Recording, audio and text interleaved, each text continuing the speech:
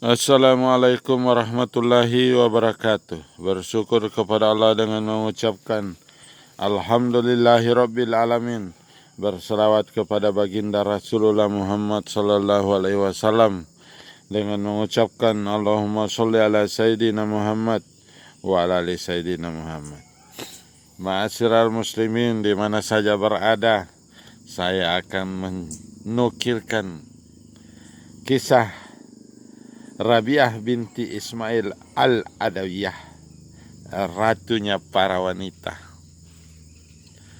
Pada kesempatan hari ini 15 September 2021 dari Kompleks Masjid Nurul Ilmi Bikokoro. Ma'asyiral muslimin, pada malam Rabi'ah dilahirkan ke dunia, tidak ada sesuatu barang berharga yang dapat ditemukan di dalam rumah orang tuanya karena ayahnya adalah seorang yang sangat miskin. Si ayah bahkan tidak mempunyai minyak setetes pun untuk memoles pusar putrinya itu. Mereka tidak mempunyai lampu dan tidak mempunyai kain untuk menyelimuti Rabi'ah. Si ayah telah memperoleh 3 orang putri dan Rabi'ah adalah putrinya yang keempat. Itulah sebabnya ia dinamakan Rabi'ah. Pergilah kepada tetangga kita si Fulan dan mintalah sedikit minyak sehingga aku dapat menyalakan lampu. Istrinya berkata kepadanya. Tetapi si suami telah bersumpah bahwa ia tidak akan meminta sesuatu pun dari manusia lain. Maka pergilah ia pura-pura menyentuh tangannya ke pintu tetangganya. Lalu ia kembali lagi ke rumahnya. Mereka tidak mau membukakan pintu. Si suami melaporkan kepada istrinya sesampainya di rumah. Istrinya yang malang menangis sedih dalam keadaan yang serba memprihatinkan itu. Si suami hanya dapat menekurkan kepala ke atas lutut dan terlena di dalam tidurnya. Ia bermimpi melihat Nabi.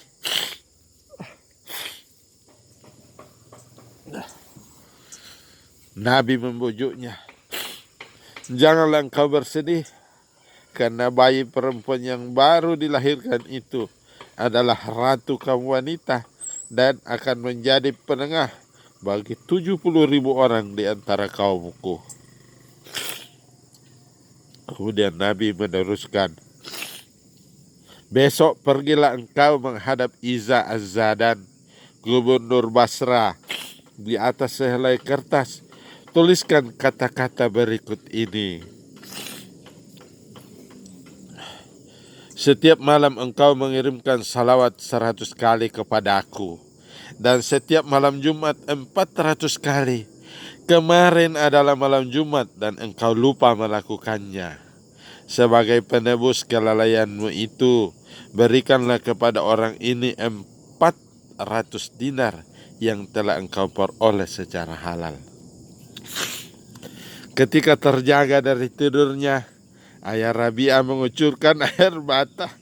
Ia bangkit dan menuliskan surat seperti yang dipesankan oleh Nabi kepadanya dan mengirimkannya kepada gubernur melalui pengurus rumah tangga istana.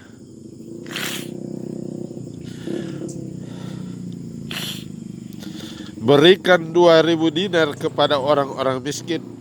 Gubernur memberikan perintah setelah membaca surat tersebut. "Sebagai tanda syukur kepada Nabi yang masih mengingatku, kemudian berikan 400 dinar kepada si Syekh ayah Rabi'ah dan katakan kepadanya,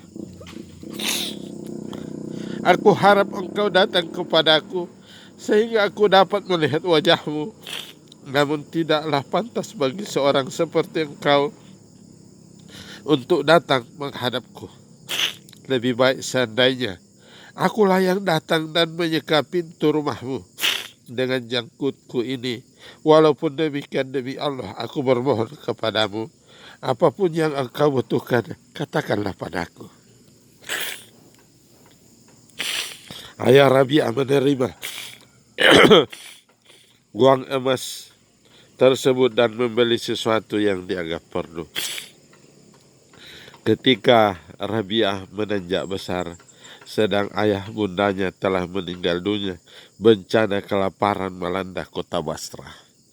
Ia terpisah dari kakak-kakak perempuannya. Suatu hari ketika Rabiah keluar rumah, ia terlihat oleh seorang penjahat yang segera menangkapnya kemudian menjualnya dengan harga 6 dirham. Ma'asyiral muslimin, jadi Rabiah itu pernah dijual 6 dirham. Yang membelinya menyuruh Rabiah mengerjakan pekerjaan berat. Pada suatu hari ketika ia berjalan-jalan, seseorang yang tak dikenal datang menghampirinya. Rabiah melarikan diri. Tiba-tiba ia jatuh tergelincir sehingga tangannya terkilir. Ia menangis sambil mengantuk-antukkan kepalanya ke tanah. Ya Allah, aku adalah orang asing di negeri ini. Tidak mempunyai ayah bunda, seorang tawanan yang tak berdaya, sedang tanganku cedera. Namun semua itu tidak membuatku bersedih hati. Satu-satunya yang kuharapkan adalah dapat memenuhi kehendakmu dan mengetahui apakah engkau berkenan atau tidak.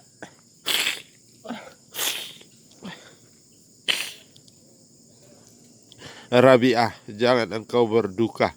Sebuah suara berkata kepadanya, esok lusa engkau akan dimuliakan sehingga malaikat-malaikat iri kepadamu. Rabiah kembali ke rumah majikannya. Di siang hari ia berpuasa dan mengabdi kepada Allah, sedang di malam hari ia berdoa kepada Allah sambil terus berdiri sepanjang malam. Pada satu malam majikannya terjaga dari tidur dan lewat jendela terlihat olehnya Rabiah sedang bersujud dan berdoa kepada Allah. Ya Allah, Engkau tahu bahwa hasrat hatiku hanyalah untuk dapat mematuhi perintahmu dan mengabdi kepadamu. Jika aku dapat mengubah nasibku ini, niscaya aku tidak akan beristirahat barang sebentar pun dari mengabdi kepadamu. Tetapi engkau telah menyerahkan diriku ke bawah kekuasaan seorang hambamu. Demikianlah kata-kata yang terucap dalam doa Rabiah.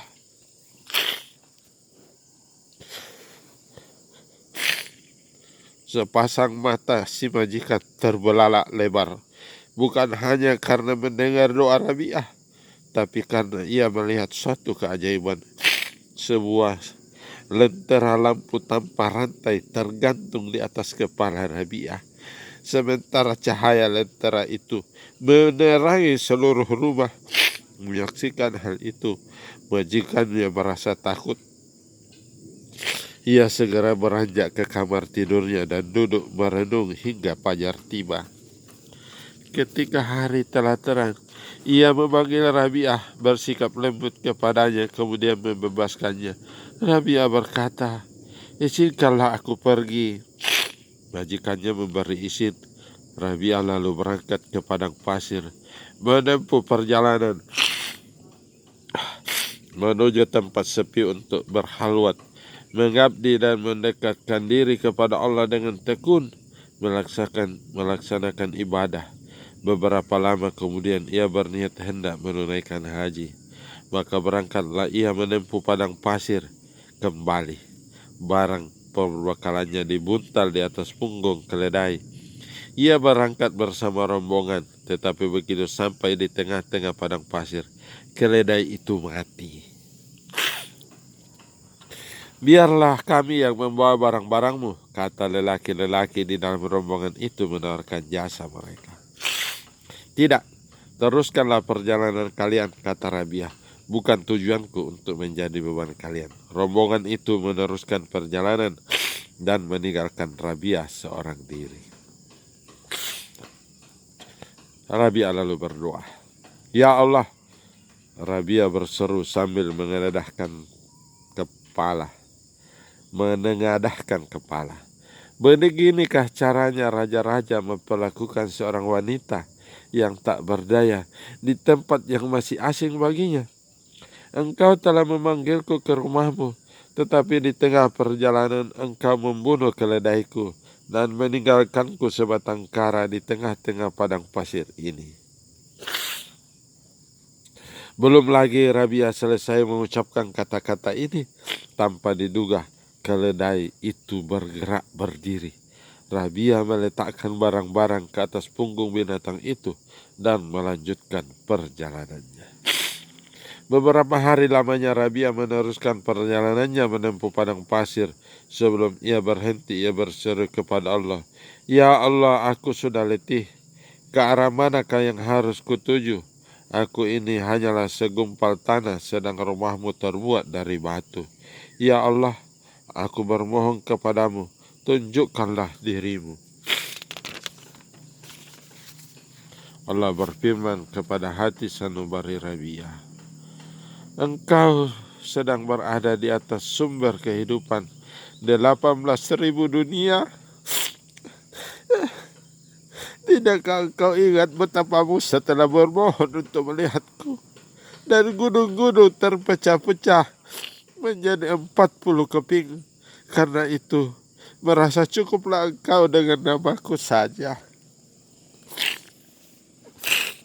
Ma'asyiral muslimin, begitulah Rabi'ah yang berdoa dan langsung didapat jawabannya dari Allah Tabarak.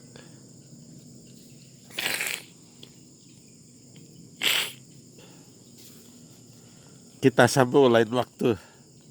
Saya sangat terharu dengan kisah ini. Jangan lupa nyalakan lonceng notifikasinya, subscribe dan bagikan, sehingga banyaklah wanita-wanita muslim yang mengikuti jalan hidup Rabi'ah, yang menjadi seorang sufi yang diikuti oleh banyak orang karena wara dan tawadunya terhadap dunia. Dialah Rabi'ah binti Ismail Al-Adawiyah yang pernah dijual 6 dirham oleh seseorang. Saya Al-Fakir Samiun Ahmad dari Bikokoro menyampaikan. Wabillahi taufiq wal hidayah. Assalamualaikum warahmatullahi wabarakatuh.